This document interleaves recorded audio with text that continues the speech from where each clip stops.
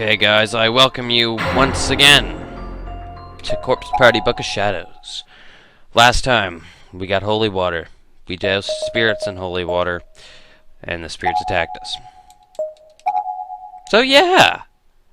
Having a good game. Okay, let's go upstairs now.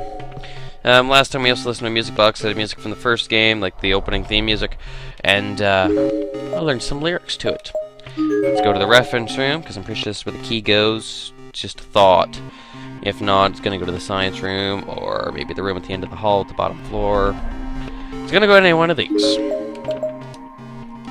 Well, maybe we should, let's just click the door. I've got a good feeling about this. Let's try that music box key. Okay, let's do it.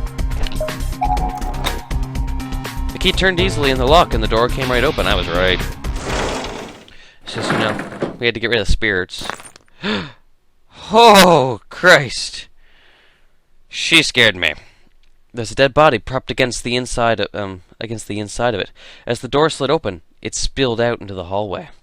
Kishinuma completely ignored this, however, stepping right over it and darting into the room as fast as his legs could carry him. Shinozaki! Shinozaki! Within the pale darkness of the room, a figure stood in front of the shelves, completely engrossed in some ancient-looking tome. It was Shinozaki. The floor around her was piled high with books she seemingly read and discarded, strange coming from a bibliophile who usually won't even crease a spine. There, the curve on the other side causes a turnover on the 9 ball joints that look like fish in an hourglass geoglyph, with the white shoe instead of a needle. That's Shinozaki! Get a hold of yourself!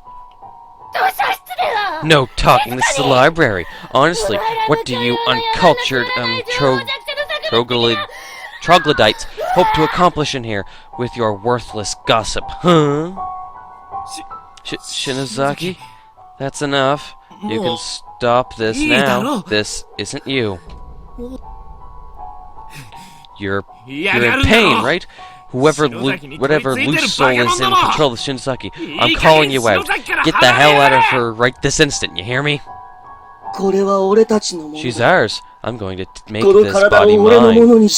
That's creepy. Not a chance. I'm much better at using her than both of you combined. It's only when we're inside this person that our pain subsides. So please, won't you let us have her? Give her to us.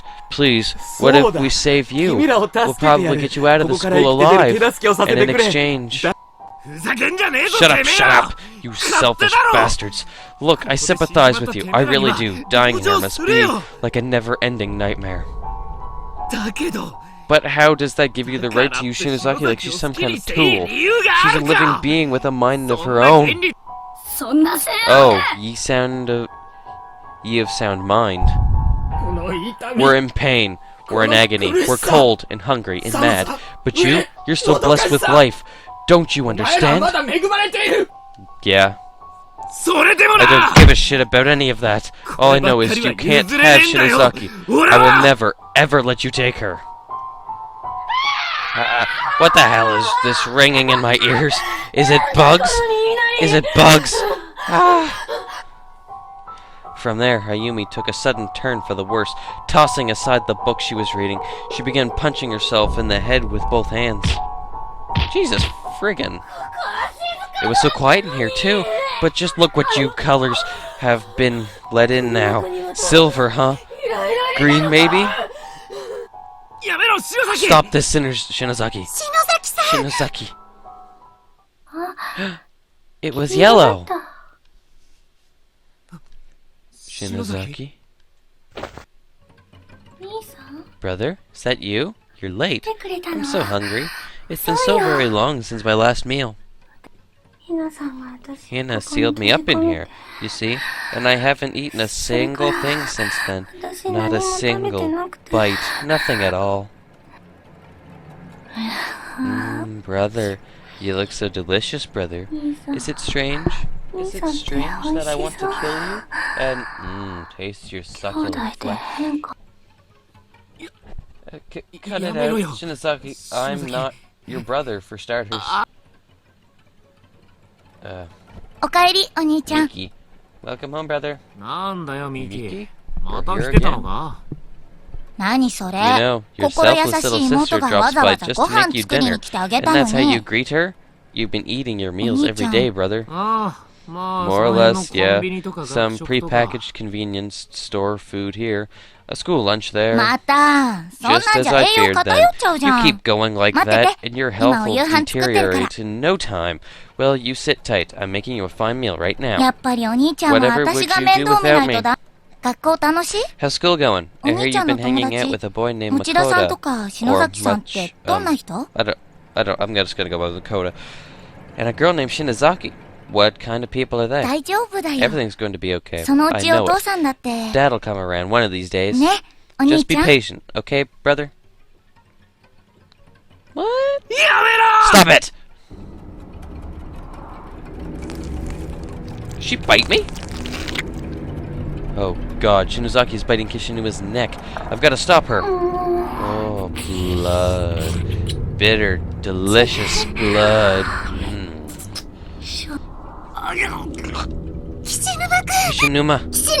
Kishinuma! The two of us made a mad dash toward Kishinuma, intending to pry Ayumi away from him, through any means possible.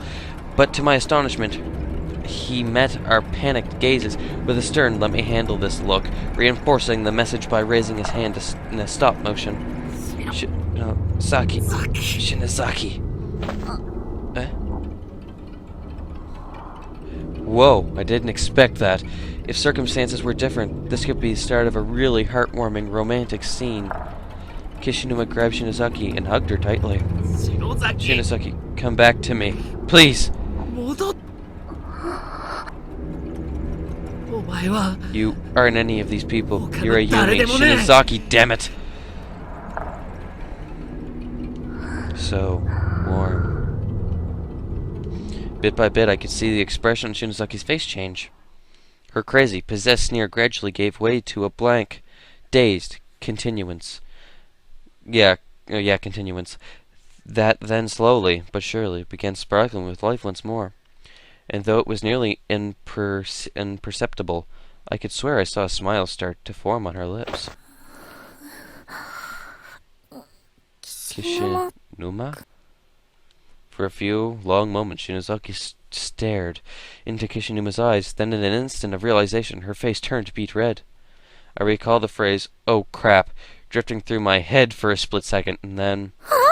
Huh? What the hell are you doing? Ow! What are you trying to pull here, pervert? Get away from me! Shinozaki. What is wrong with you? Shinozaki, you really had me worried there. But, well, I'm glad you're back. Shinozaki! Kishinuma, are you alright? Suzumoto? What are you... Wait, where am I? Shinozaki, what does one say in this situation? Welcome back, I guess? Huh? What's going on? I'll tell you what's going on. Wow, I have to admit, this all sounds really unlikely even to me. I guess I've been under the influence of this building for quite a while, though. Yeah, and let me tell you, you were going pretty violent there. And did you get in here? How'd you get in here anyway? This room's been locked since we showed up. I have no idea. But then, we are in a building that can change its layout at will. I guess pretty much anything is fair game in these closed spaces. It almost feels like this school takes pleasure in making the most unlikely events happen at random. I suppose when you're dealing with the supernatural, you're already dealing with something that's scientifically unlikely, so best not to rely on logic. You're starting to get over my head here. It almost sounds like I'm talking to your sister. Well then, let's just put this away. There's no way of knowing what's going to happen in this school. So listen carefully. We have exactly 3 objectives in here. First, we need to look into the reasons why this place is the way it is. Specifically, we need to find out more about the beings who control it. Then, we need to interact with these beings and try to dig up some means of getting out of here alive. And finally, once we figure that out, we need to actually make it happen. That's pretty much it. Wow, you're full of... You're in full class rep mode right now. Yep, she sure is. But aren't you forgetting the most important objective, Shinozaki? I think she is. Finding all of our friends safe and sound. Oh, yeah, good point. That should be our first step, for sure. Once we find Missui, Makoto, and the others, then we can work on the rest. Damn straight. And add Agashawa's friends in the mix, and we'll and we'll be so many strong, nothing can stop us, right? Right.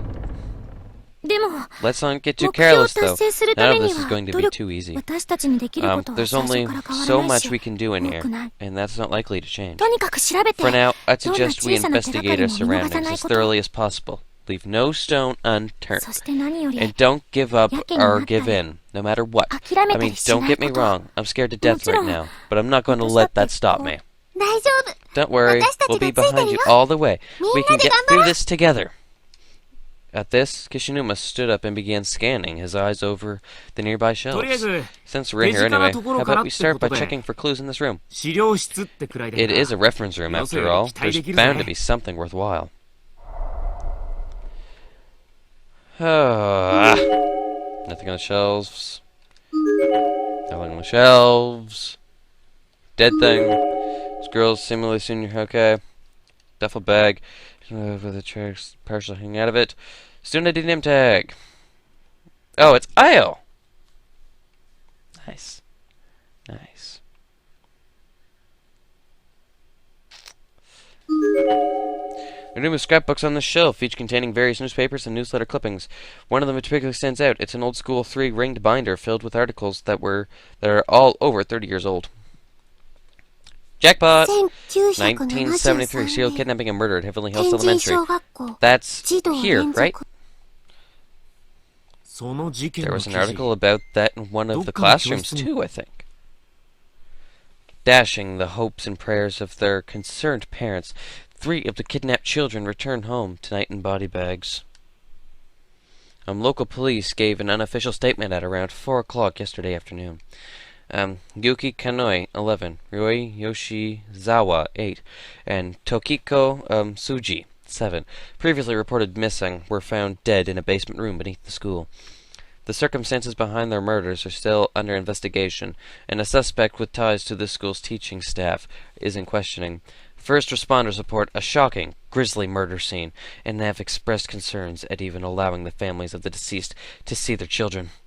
Significant mutilation is said to have occurred. In official belief, the sight of this may exhibrant the already delicate mental states of the braved. The sole survivor of this unspeakable crime is 7-year-old Shinozaki, Sashiko Shinozaki, who remains in shock from the experience. Her testimony may prove invaluable toward closing the case and putting this horror behind us. However, so police are anxious to question her. Meanwhile, other parents have already begun calling Heavenly Host's safety procedures into questioning in the wake of this tragedy. Members of the PTA have... There's a snippet from another page here as well, which includes photographs of the 3 victims as well as the lone survivor. Oh, these children I saw. I've seen them too. I guess they were killed here, so now they've cursed this place or something. That's so horrible to hear what happened to them. I've been looking at them as scary, evil spirits all this time, but really they're just victims themselves. Be careful, Suzumoto. Compassion can be dangerous in a place like this. It's not unheard of a spirit to lose its sense of humanity after dying. In other words, these kids aren't necessarily going to play nice with living beings anymore. What do you think happened to the murderer? Here we go. We talk about him in this one. A cursed children murderer commits suicide. The 32-year-old former teacher believed to have committed the now infamous adolescent kidnappings and murders, was found dead earlier yesterday morning. After being deemed mentally unfit to be the responsibility for his actions, he was placed in intensive psychiatric care, but escaped 2 nights ago. The psychiatric ward commissioned a manhunt, which culminated in the discovery of his hanged body in a room beneath a Heavenly House Elementary School. Near the site of this shocking triple homicide, the cause of death was ruled as strategic strangulation and is strongly believed to have been self-inflicted. As this site appears to be a show of remorse, previously thought beyond his mental capacity, his psychiatric ward has come under heavy fire since the discovery. Even the murderer killed himself, huh? Guess there's no happy end for anybody, though the families of victims were probably glad to see him go. Well, and there's that one girl who was spared, too. Isn't it kind of strange, though, that there's not one single comment for the survivors from the survivors' family? Every article is full of commentary from friends and family of the deceased, but there's not a word to be found anywhere about the girl who was spared. I'd assume that this was a request to protect their privacy or something. Do newspapers really care about that, though? The mass media has always been chasing scoops, no matter what it takes to get them, or who they have to bother. Dr. Tomokichi Fukurai's research records. Mesmer's magnetism. Correspondence with Anna Springanel. Secretaria. Manualis Beneficarum. Voynich manuscript. Records of psychiatric phenomenon, letters to and from Magic Society's classic mystery novels. Not your typical elementary school reading material. There are no serial numbers or library cards or anything on them, though, so they're probably not this school's. That's true. Maybe these were brought in by another victim who got trapped here. Actually, it looks like there's a name stamp on most of them, of these Kibiki. Is that how you read those kanji? Huh? Kabiki? Wow, you're right. I recognize that name. You know the paranormalist, Naho Sanoki? Koya Kibiki is her mentor. He's a journalist. So that means Mr. Kibiki's in here too, I guess. But why? Nothing on the shelves. Nothing on the shelves. There are numerous scrapbooks on the shelf containing newspaper clippings. Anything else in this room? The girl, it's AO, tracksuit. Nothing. Nothing. Nothing on this shelf. Nothing on this shelf. Nothing on this shelf. Nothing on this shelf. Nothing on this shelf. There are numerous scrapbooks. Way up, numerous scrapbooks. Numerous scrapbooks. What else can we do here?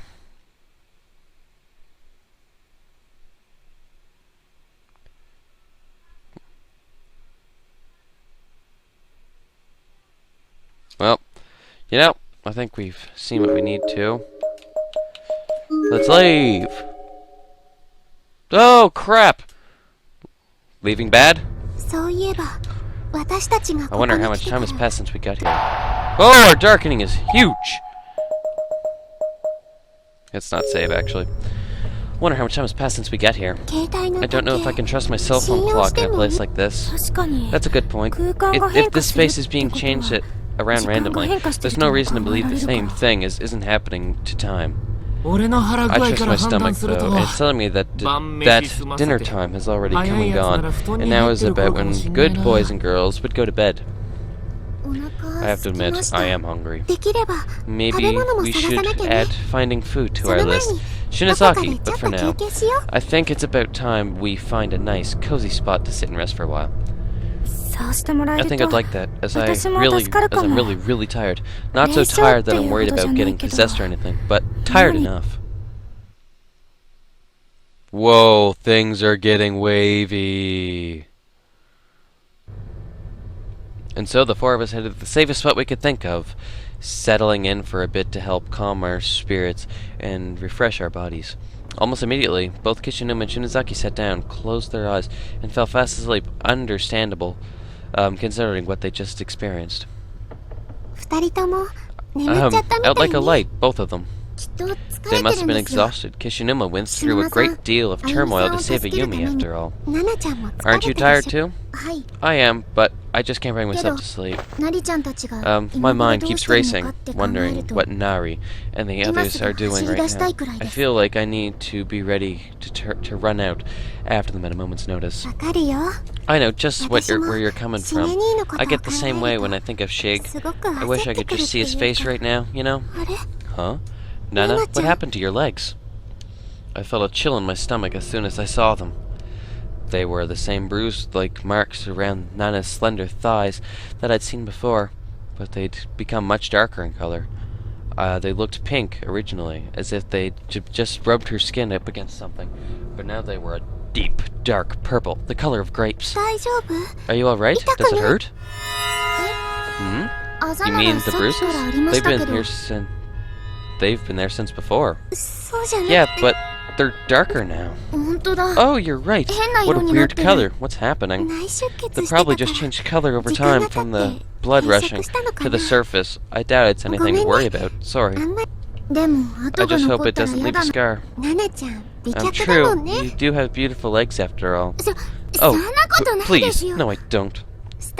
I'm jealous. You're so thin and gorgeous. If I were as tall as you, Shig and I would sure would look a lot more natural together. Is he your boyfriend? Huh? Nothing quite like that. I guess you could say he's just a really important person to me. He always stands by me, accepts me for who I am, despite all my flaws, and always supports me in whatever I choose to do. He sounds wonderful. Yeah, I'm not just saying this because we're in some drama club, but he's like some kind of prince. Though, if you ask Kishinuma, he's an evil wizard. Kishinuma has a thing for Ayumi, doesn't he? Oh, does that bother you? Are you taking an interest, perhaps? No, nothing like that. Sorry, I had to ask. Actually, Kishinuma's got it pretty rough. He's got a rival for Shinozaki's affections. Aw, but they look so cute together. They're all alike in many ways, particularly in their complete inability to be honest about how they feel. It's a bit like... I'll bet it's a lot like when you're with Morishige, isn't it? Oh, come on, I've already told you, it's not like that with us. Though, I guess I really don't know how to classify the way I feel. I mean, when I do finally see Shig, how should I react? What do I want him to do? Do I want him to pull me in his arms like Kishinuma did with Shinozaki? Or do I just want him to pat me on the head and tell me I did good? I guess I won't really know until the time comes, if it comes. It'll come, just like it did for Kishinuma and Ayumi. Thanks. I hope Makoto is able to reunite with Yuka and Nakashima, too, and Miss Yoi and Shinohara. We'll all meet up and go back home and properly exchange the photo we took together after the culture festival. I really want to see my friends, too. Oh, I'm sorry. I've just been thinking about myself all this time. I think... Why'd you stop? I want to go scout out around for them real quick. I have to go to the bathroom anyway. By yourself? Isn't that dangerous? I'll only be gone for a moment. I guess thinking about her friends got her all worked up. She probably just couldn't sit still. Suzumoto? Ah, Kishinuma, you're awake. Shouldn't you go with her, just to be safe? I probably should. You stay here and I'll keep an eye on Shinozaki. And you keep an eye on Shinozaki, sir. Thanks, I will. If anything happens, just yell real loud, okay? I'll smack Shinozaki till she's awake, and the two of us will come running. Okay, the hallways are pretty dark, so I think I'm going to borrow one of her candles. Just be careful. One of your, once you find Agasawa, you two come right back here, you got it? Girls' room, girls' room. The bathroom felt empty. There was no indication of Nana's presence whatsoever. Maybe we passed one another without realizing it? No! Nana? What's wrong, Nana? Oh! The sound that echoed through the hall was like that of a butcher slicing up a large chunk of meat. Sorry, bone and all. And the sound was accompanied by a dimly lit figure of Nana sprawled on the ground in front of me. Oh my god, or rather, part of Nana. It was really just the top half of her body, severed cleanly at the thigh, and her legs were completely gone. And the worst part is, she was still fully alert and aware. My legs! My legs! Nana! The grisly sight was too much for me to handle. I became weak in the knees and I fell backwards, landing on my butt. I couldn't move. It hurts. It hurts. My legs. My legs. Nana was bending and contorting her back and writhing on the ground as if struggling to escape the pain and the fear. I wanted to help her, but I had no idea what I could do. Nothing had ever prepared me for a situation like this. I could stand up. I couldn't stand up. I couldn't even think. The sight of Nana's squirming body, gushing blood, was in every which way, was burning inside my mind. It was the most frightening thing I'd ever seen. It hurts. It hurts.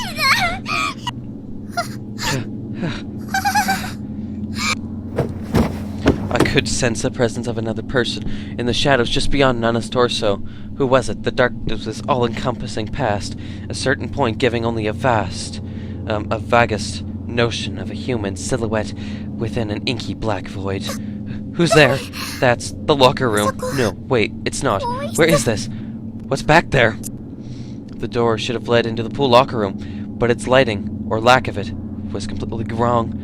There was also an indescribable foul odor wafting out from within, so powerful and revolting that I felt it couldn't never leave my senses again. And whatever being was lurking in the shadows of this horrible room was getting closer to me step by step. Can we see a look? Can we take a look? Can we see what it is? I'm kind of freaked out here. I still couldn't make out a single feature, but frankly, I didn't want to. His existence alone was threatening enough. Whoever was there, whoever this was, I could sense his shadow posturing itself over Nana's head and preparing to swallow it whole. Like a crocodile, in fact, the shadow was beginning to resemble a crocodile more and more. What was this even? Was this even a person? Oh, Christ! Stop, please, stop! The figure was now fully visible. It was indeed a person. I think he grabbed Nana by the head and turned and began dragging her into the horrid room. She was clearly nearing death as it took everything. She had to scream and protest. Her voice was getting weaker and her withering less pronounced. I couldn't even imagine how painful and it must be to have one's severed body slowly dragged across the floor, exposed side down. Though it would be bad enough to having my head held in the massive, filthy grip. No, grip isn't the right word. It really was more like a bite. God, no, save me, please, Mayu! No. Stop, please, I don't want to die, don't kill me! These were the panicked, primal screams of a person's last moments on Earth. It was the sound no one should ever have to hear, much less produce.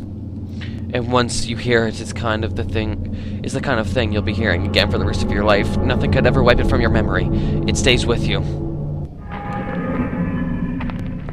Fuck. I sat there dumbfounded, so disturbed that I could barely breathe, and watched the slow slither of Nana's body as she disappeared into the unknown.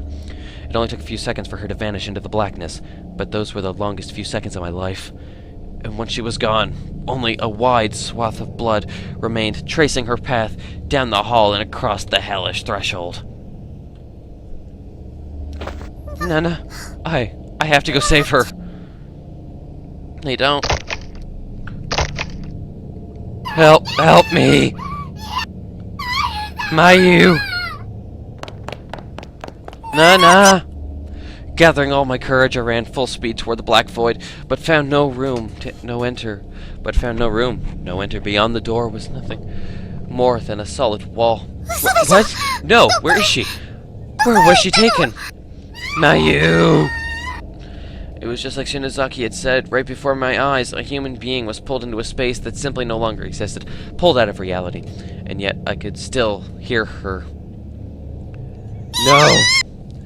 I could even describe her fright. I can't even describe how frightened I was.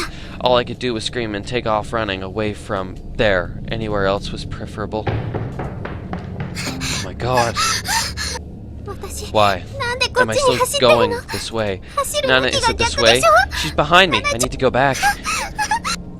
I need to save her. I need to save Nana, but I'm just getting farther and farther away from her.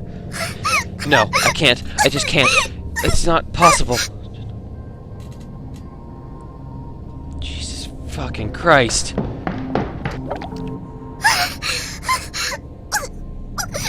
Christ. I'm sorry. I'm so sorry, Nana. I couldn't do anything to save you. What do I say to Kishinuma and Shinozaki?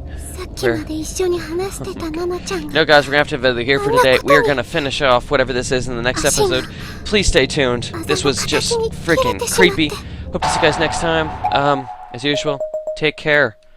And I will. Hold on, no, we'll save here. Take care, and I'll see you guys next time. Hope to see you guys in the next episode.